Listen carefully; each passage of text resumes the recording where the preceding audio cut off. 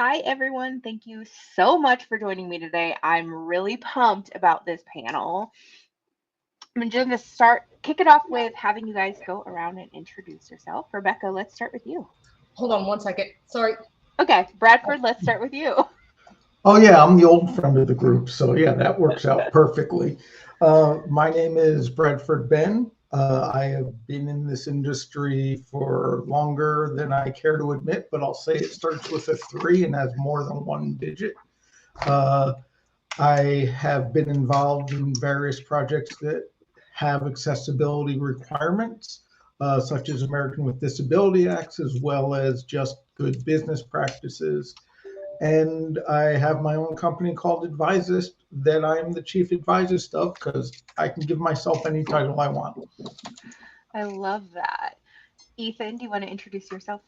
Sure. I'm on the other side of that, coming in and following in the footsteps of someone like Bradford. My name is Dr. Ethan Castro. I just got my doctorate a few years ago from UC Riverside, technically in music, but it's also in engineering a little bit. And that has led me to the founding of what is now my full-time gig, which is a company called Edge Sound Research, which is based off the technology that I officially have a patent now. It just came in last week. Yay, congrats. Congratulations. Thank you so much. Invented it at the university, and then some of the collaborators on that, we all grouped together and made a startup company, used startup funds to further the research and advancement of the technology that actually came from my own hearing loss, which I'm sure we'll talk about a little bit later. But it's about how to ensure that people with hearing loss or hearing different abilities can be able to still access the same type of things that hearing normal people can. I love that. And thank you. I want to give a special shout out to our friend Meg Atable for introducing us. I reached out to my girl gang and asked, hey, do you know anybody that can speak on this topic? And Meg said, I have someone that's perfect. So I'm so stoked you're joining us. Well, it's like this. Last but not least, Rebecca, are you ready? I am. I'm so sorry about that. I had a last minute audio glitch. Luckily, I have spare objects around, so my apologies for that. Tell us about yourself. I am Rebecca Sullins. I am an engineer for a design and integration company, and have been doing so for about 18 years. And my background is in live theater audio. That's what I went to college for. That's what I started my career doing, which, of course, the theater world has always been sort of ahead of the curve with inclusivity and stuff like that. So the performance spaces, I've been designing for inclusivity and thinking outside the box and basic human physiology for a very long time. So it's always been something I've been passionate about.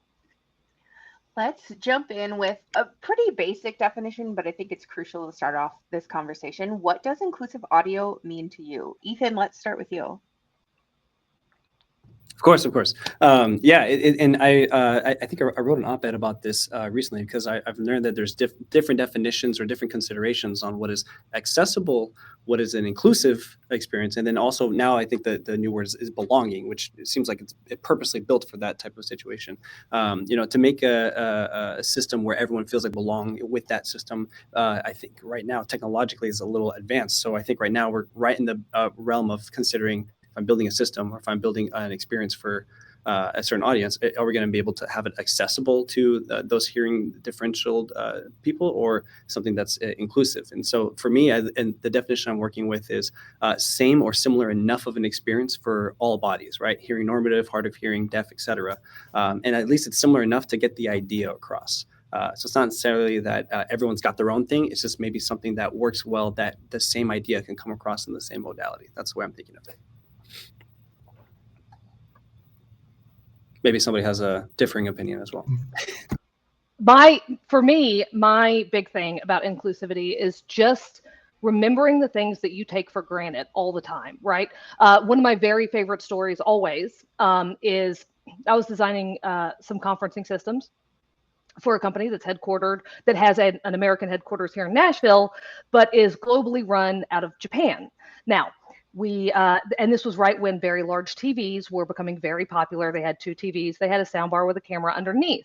I immediately walked into the room and I said, guys, skirts, because this TV or this soundbar and this webcam was at about 30 inches off the ground. And not one of the men that had walked into this room had even considered that. right? Not one.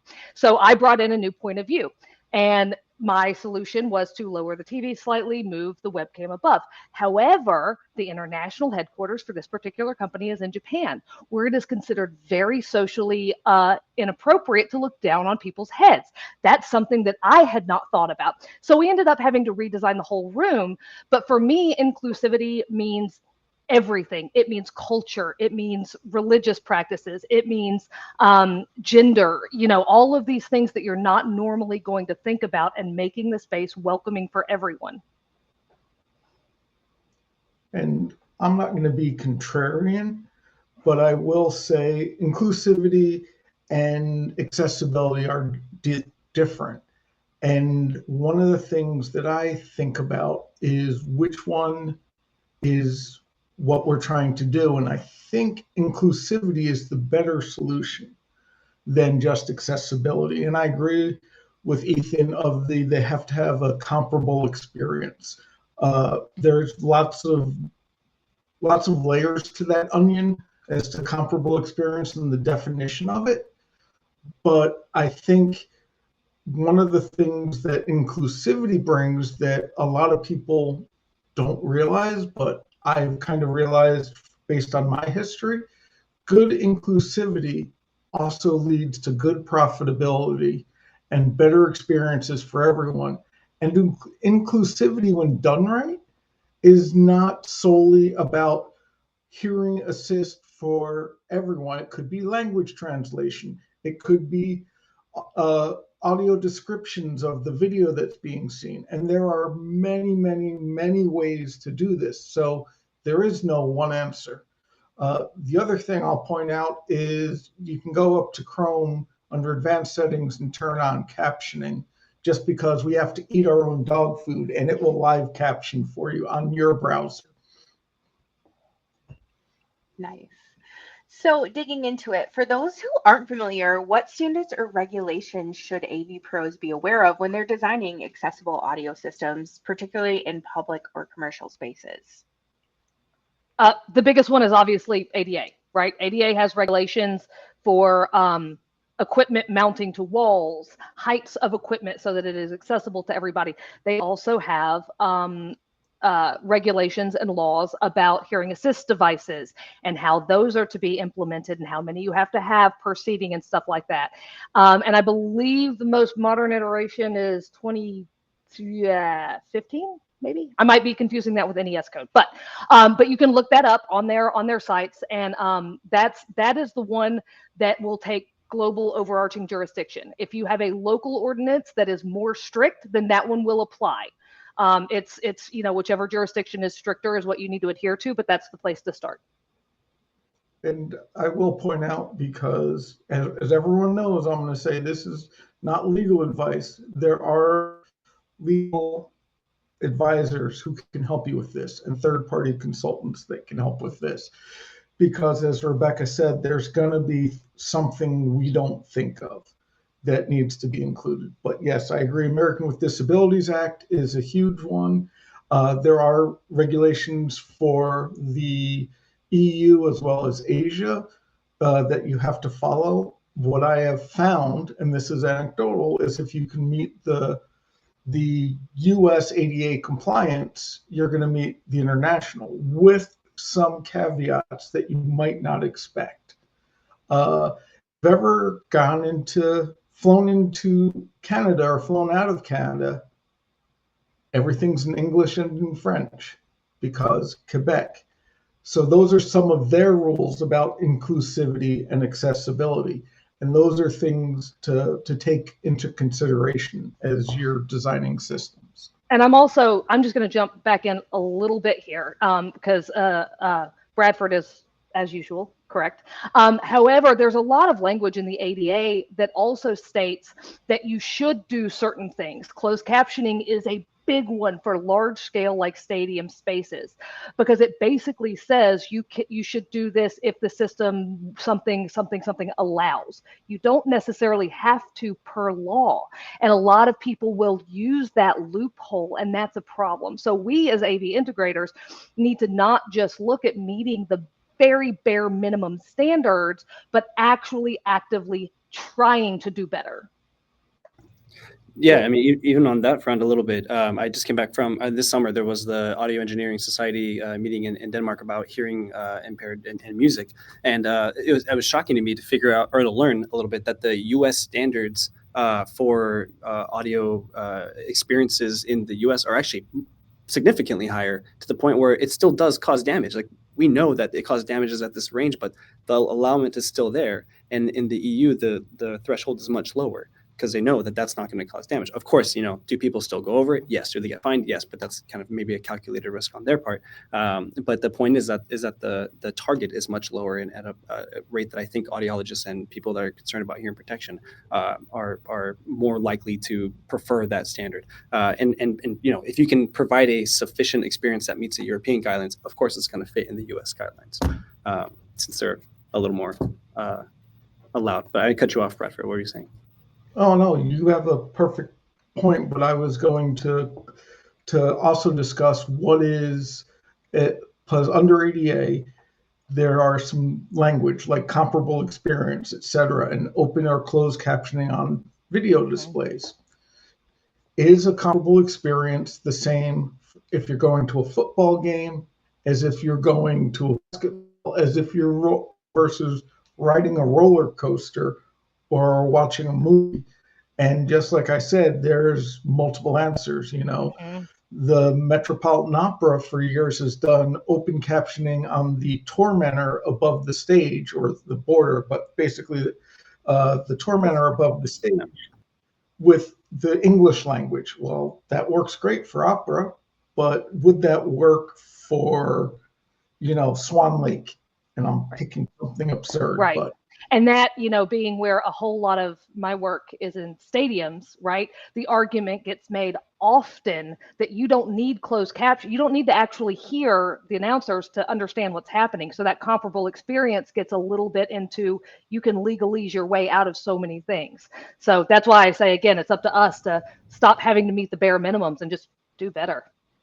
Yeah, and it might even follow. So go ahead, Bradford. I was going to say, just because Rebecca and I have some overlap, but here's where I'm going to say meeting that becomes a financial gain, because if you do an AM or FM radio repeater in the stadium or arena, you now have your captioning, your simmerable experience. Plus, you have people who can watch and listen to the game, which some people like. Yes. I was going to say it kind of blends into, I think, what we're going to go into, which is there's also the incentive. Like you said, there's a financial cost benefit as well, but there's also a cost for people to incur to try to meet both sides of that. So I feel like there's also an opportunity for ventures to come out with emerging technologies that meet right in the middle to provide solutions that are easy to adopt and that people want to adopt, yes. And maybe that don't have inclusivity as the main talking point, but is something that definitely meets that requirement, while maybe being a VIP or premier type of technology. Right. It's definitely how we've been pitching us these days. And we've been pitching it the same way, because in video production, because so many of these things have video production added in now, some of these video production pieces will just provide closed captioning, and all we got to do is take one extra feed off of that, right?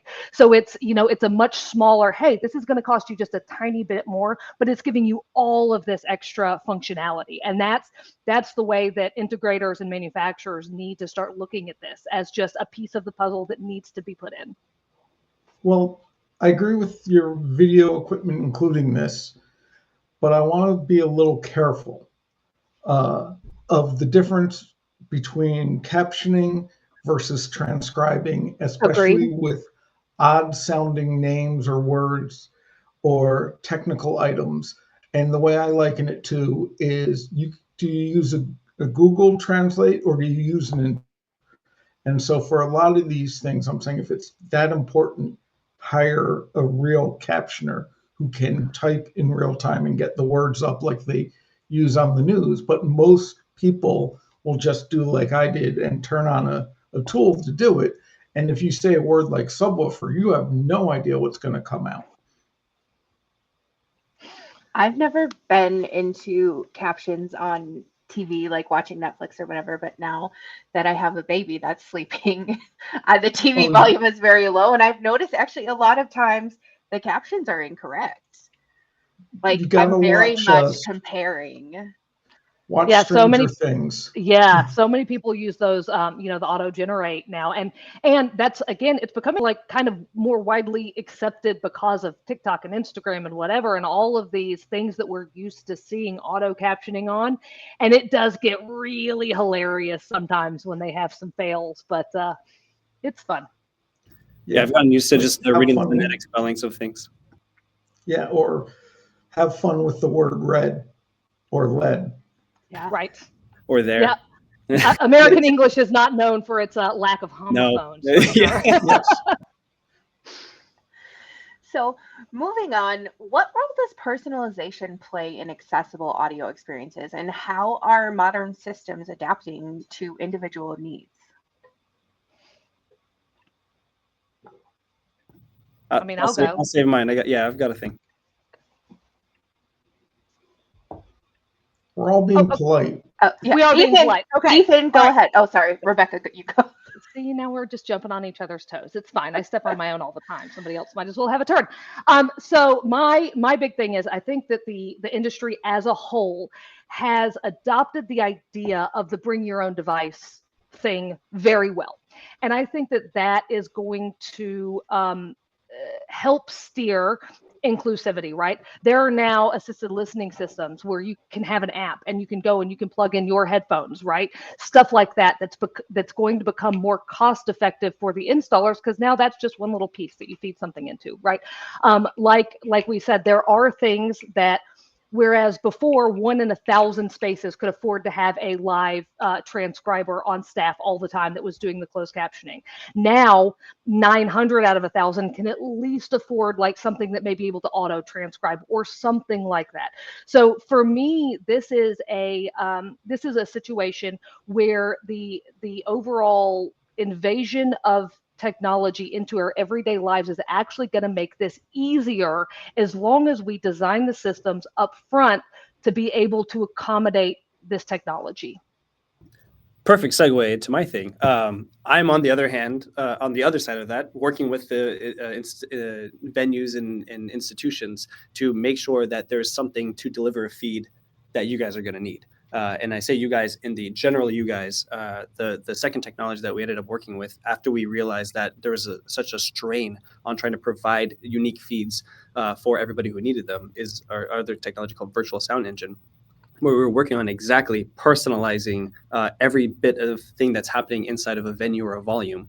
We're taking multiple microphones around the room, and then we're synchronizing them with tracking data about every single, in this case in sports, every player, every ball, everything that's happening on the field. But then we're able to deliver that directly to whoever needs it at the same time. So in this case, it's broadcasters who need it for that real-time impact that they're making, but also we can clean up the vocals and send it on a direct path to a vocally enhanced feed, which is difficult to do it manually because you have to now manage another bus for that. But if you could just ask a machine or ask a box to deliver you a vocal plus feed, and then the user on the other end of it can decide how much vocal plus they want to add to it, or how much more of the experience they want to have plus or minus of it. There's not a way to do that flexibly with the channel-based infrastructure that we have that's still in place in a lot of venues and a lot of infrastructure, especially with broadcasting in these live larger events.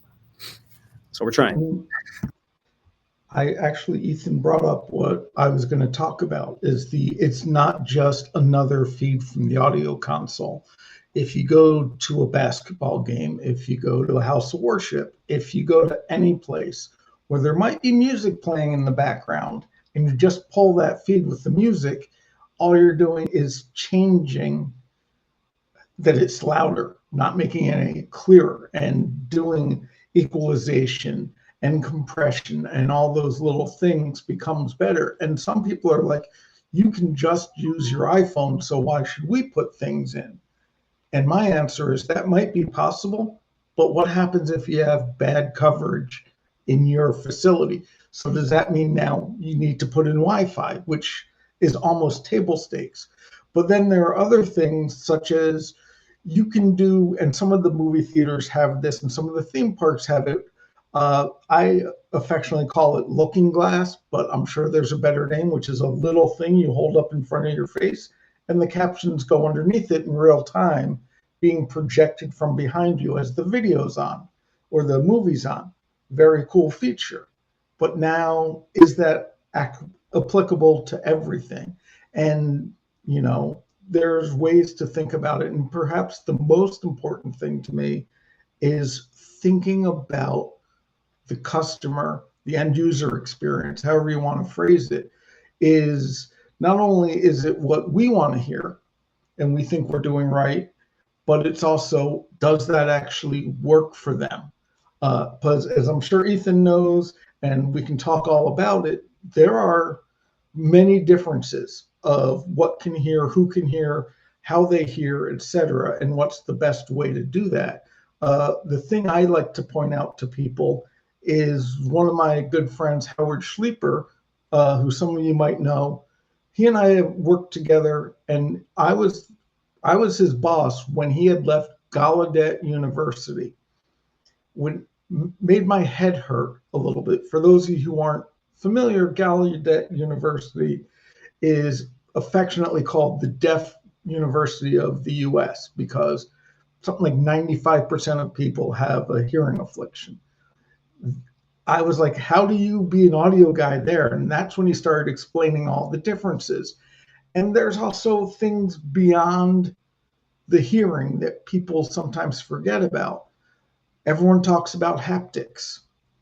What happens if you put in a bass shaker? What happens if you use haptics? Some of those tricks that we use in theme parks, like such as, is bone conduction work? Is Bluetooth better? Is a T-coil better? And as soon as we start speaking these words, a lot of people are going to go, what are you talking about? And they're all different types of hearing assist. Is infrared better? Is this better? Is an IP-based system? And that's where it comes to the ease of use for the customer, because if you can hand them something pre-configured, it probably helps. And it guarantees them a known experience. But if they prefer to use their own equipment, it has to be easy to use. It could be a simple barcode that goes bloop, and it starts working, and play on demand at like a museum. And Listen Technologies and others have a lot of cool technologies, above this and about it, but it's things to think about. And if you're putting in that infrastructure, make it multiple languages. Mm-hmm. It's not that much of a cost add. I would even say that venture that's how the impactful decision for Apple to make these AirPods into hearing assistive devices, but making that interface so easy to personalize and customize to your specific hearing profile. Love or hate Apple, that's a game changer in this community. Now you can bring something that's personalized to your hearing, your existing hearing infrastructure, and then even to what Bradford was mentioning. But along the lines, right? There's a transmission about getting that whatever live feed to the phone, right? And then even before that, there's what is the person who's deciding what sound is, conditioning it for that transmission feed before it gets transmitted to your phone.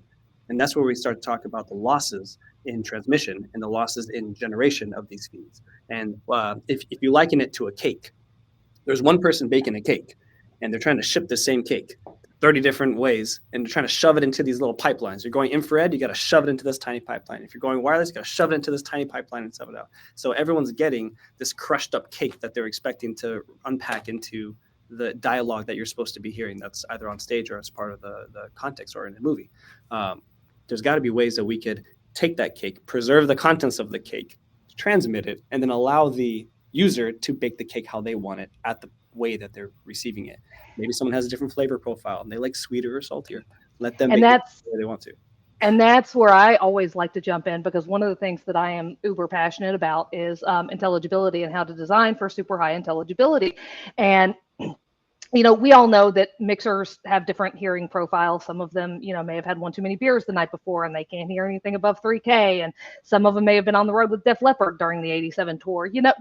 So what you're actually baking that cake with to begin with, you need to make sure you've got, quality ingredients, which is a big thing too, because, as people that design for performance venues and for live events and stuff like that, we're hearing the room. We're hearing all sorts of acoustics that don't exist when we bake that cake and then send it out, right? And you have to account for that. You have to know what you're sending out, understand that it's intelligible, that we don't have, like Bradford mentioned earlier, the signal to noise ratio, that background noise, that you're not relying on the acoustics of the room to make that audio intelligible, which a lot of people do without realizing it until they go listen later and they're like, ooh, that sounds really weird, right? So things like that are very, very important when we are packaging up this cake to make it nice and clean and send out and get to the other end as perfect as we can. And a lot of people like to forget that part because they're so worried about the transmission part of it. And I do want to add to this a couple of things. Ethan was talking about the transmission path. What happens if there's latency? And not if there is, so that changes the experience. And then the other thing is not everything has to be integrated as a single solution.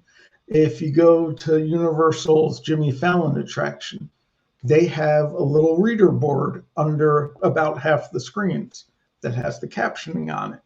I was at an event recently at the Smithsonian, and they had live captioning because they hired a captioner. They have one on staff, and it was right next to the screen.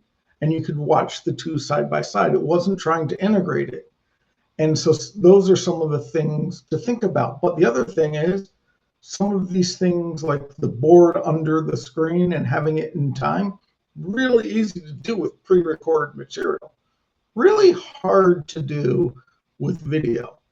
But, that is something to think about of how much can you keep the person in the event and what's the best way to do that. Oh, yeah, I think we've all experienced watching, especially live sports, when they're trying to caption as fast as they can, and it gets just a couple of seconds behind and gets very awkward very quickly. That's where our homophone ability comes to play again. Right, right. I was experimenting with a video delay at one point to address that issue. And it's possible. It's just really, really expensive. But that's one of those things that broadcasters aren't being pushed for. But there's a 7-second delay for obscenity. Why not just leave that in all the time also so that the captions line up? Right. I might actually take a little bit of a converse angle on that part, Bradford, where you're saying that it doesn't all have to be an integrated solution. I think on the surface, I agree. I think there's going to always be different modalities that are going to be picked up, and those are always going to be the most effective. Address your senses in the most direct way those senses can be addressed. I think that's a given. I think what we've encountered as we've been working with sports and broadcasters and venues is a lot of these organizations and institutions that are creating the foundation and the framework are not willing to invest repeating the same thing in these different modalities. And that's where we start getting into the rub of the technology exists, but it's not being integrated. And if it's not being integrated, it's not there for generations as the life cycle of the audio system kind of continues, right?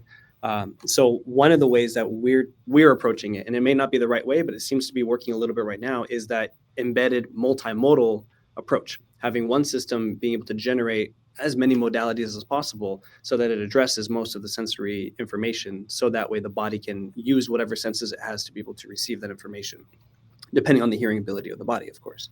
And that's kind of where the basis of our embodied sound stuff comes in. It's a vibration and vibroacoustic, where it's emitting vibration that your body feels, but it's also emitting like master grade audio that you can definitely hear. And when we're putting this in the seats, yes, it's a accessibility thing. It comes from accessibility. It comes from being able, from hearing impaired musicians using vibration to be able to understand music and understand vocal information and other high frequency information that previously wasn't available. But it's also being pitched as a very a very sexy thing, right? It's a very VIP premium experience type of thing. And that's really what gets people's attention. And then it just so happens to bring the volume down. It just so happens to be the multimodal thing that helps address different people's bodies. And they're not even thinking of it as an accessibility or an inclusive approach. It is. And when it does need to do that, it definitely serves all those, it serves our community here. But by them not having to think about more than one application, we're kind of sneaking in the way for everybody who sits in that seat from this point forward that it's an inclusive experience by default, by standard, by embedding it. And just for the sheer fact that it's multimodal means that it's accessing and delivering both of these senses, that whoever sits in there, they can't feel or they can't hear, they're still going to get one or the other to be able to compensate for those types of things. And so that's where I think a shift to multimodal solutions might be one of the ways we can sneak the answers in without having to disrupt the feathers of the powers that be, who specially manage the coffers. I 100% agree with that. And like just the advent of things like camera tracking for conferencing, right? Where you're looking at a single person who is talking, that makes understanding the captioning and everything for people that are hard of hearing that much easier on the other end. When they can see who is speaking, they can focus, they can look at lips, whatever, you know what I mean? Even little things like that, when we think about them, can increase the accessibility for everybody. And it's a twofold pro. That's such a good point, because I had a brain injury several years ago. And so sometimes when there's a lot of, ambient noise, I have trouble understanding people. But if I can see their mouth, it makes life much easier. And I never thought of that for like being in a meeting and the tracking cameras. You will hear, especially people of a previous generation will say, let me put my glasses on so I can hear you better. Mm-hmm. And it's a true thing. It's officially, and I might get the name wrong, but it's called the McCurkin effect. That's exactly what Rebecca's talking about. And we subtly do it without realizing it, because if you wear glasses, try it, and you hear better with your glasses on. It's for someone talking with you. Even the opposite, when you're in the car and you're like looking for a specific address, so you have to like turn the music off or whatever you're listening to, Well, I always sort of laugh because that's one of the things, like one of the first things I learned in theater is, the Haas effect, how to delay speakers back to where you're supposed to be looking to keep people looking where they're supposed to be listening, because your brain can only separate what you're listening to from what you're looking at naturally, even for perfect hearing people, by like 15 degrees, or all of a sudden it throws your brain off. And so, doing stuff like that not only makes the fatigue less for people with full hearing registers, but it also makes it better for people with less hearing registers, So, I mean, it's a win-win for everybody. It helps people focus. It helps inclusivity. Like, think about those things and sell it that way. Yeah, absolutely. We have time for one quick audience question, and John wants to know, what assistive listening technology has less of a deployment issue, RF versus IR versus inductive loop? Well, I'm going to be pragmatic because I've gone through this. What's your concern? If you're looking at keeping it within a conference room, it's going to be IR and it's going to be more secure. If you're looking at covering a larger area, it's probably going to be IP or RF. If you want T-coil or inductive loop, has its pluses for things like drive-throughs or cashiers, where you can actually have that smaller area of coverage. So it's kind of like, what's the best flavor of ice cream? And to my answer is whatever I'm eating, but that's kind of the somewhat, I'm not trying to be flippant. Right? No, you're hedging your bets, and you're absolutely right, Bradford. Everything has its pros and cons, right? IR bounces in its line of sight. RF can cover a larger space and has less, like blockage. So especially in theater, people will often hang lights in front of your IR transmitters, and all of a sudden, you'll lose all IR capabilities. T-coil or the inductive loops are great, but often not an option because of installation costs, depending on your building. So there is not a one-size-fits-all answer to that. It entirely depends on your install. And I know that we hate that answer, but that's the way it is. And I will share a little story about this. Test your system before you install it in a new build. For those of you who might know the Buzz Lightyear ride-through ride or Men in Black at Universal, the assistive listening system used to trigger all of the targets to go off when it was being played. And this was something I found during testing, because they were IR receivers. And I went, well, we're sending IR signals. And Johnny Cash got a high score of 10,000 in under 10 seconds. So we actually had to change the entire system to around that issue of the equipment in the room. So there is no one answer, 100% true. But if you're doing a new building for a specific function, test and plan it as much as you can, because there's going to be those weird things you don't think of. Okay, we are actually out of time. I've had so much fun having this conversation and I've learned so much. And we do have more audience questions. So it's especially important for this panel. If people want to find you, Bradford, where can they do that? You can find me at advises.com or on LinkedIn. I am the only Bradford Ben on LinkedIn, unlike Dave. He's not even a cousin.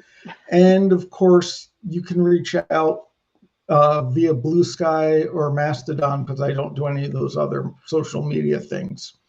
Rebecca? You can find me at ampthink.com, AMPTHINK.